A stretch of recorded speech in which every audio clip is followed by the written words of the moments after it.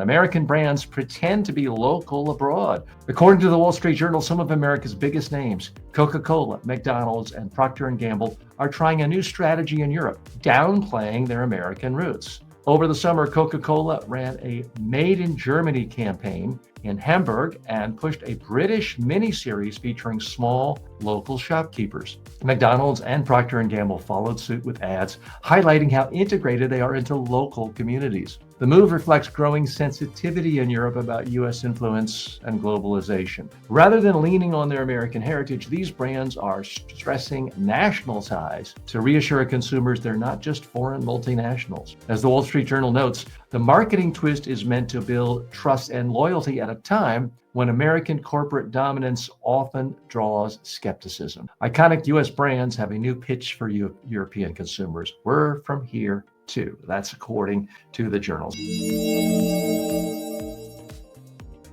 So what's the real message here? American companies for decades have gotten a free pass around the world. You're American? Come right in. We already hold you in high esteem. Those days are over. This current administration has thumbed its nose at so many countries around the world that people are starting to despise American companies and some Americans. And that's why the Coca-Colas, the McDonald's of the world are now stressing their local ties to communities and countries around the globe. So let's dig a little deeper here. Conservatives are correct when they say so often when people get a hold of the levers of government, they think they're doing good. And in fact, there's all sorts of unintended consequences. Libertarians have famously made the case that you force everyone on an airplane to put even a small child buy a seat for them. They switch to cars, and cars kill a lot more people than planes ever do. So you actually create more death, even though it's a well-meaning regulation saying every infant had to be in their own seat with their own seatbelt. Well, that's exactly the case here. Conservatives are right again, although it's seemingly one of their own doing it. We're seeing policies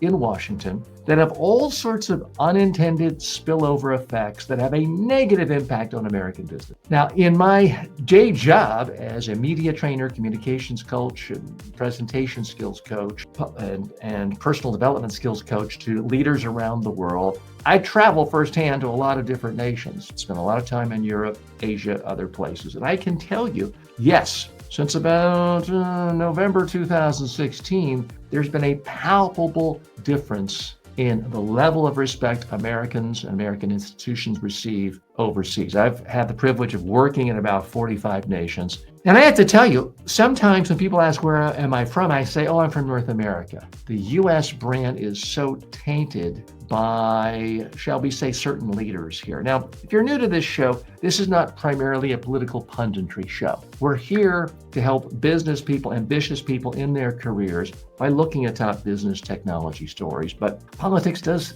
touch on all of these things, and sometimes more than ever. So it's impossible to simply eradicate any reference points. Let's look at some of the facts here going on, because this is a growing problem for American-made companies. I want to give you a few more facts published by the Wall Street Journal. By the way, I do often quote the Wall Street Journal, New York Times, media outlets from across the political spectrum. Coca-Cola sells Made in Germany in Hamburg. Hamburg, by the way, one of those beautiful towns I've ever been in. Great place. And they are selling it as basically not American, made in Germany. More and more brands, according to the journal, are pitching themselves as local in Europe. Coca-Cola is emphasizing British shopkeepers in recent efforts. They're trying to reassure European consumers about globalization. And they're just downplaying. They're not flying that American flag everywhere because it simply hurts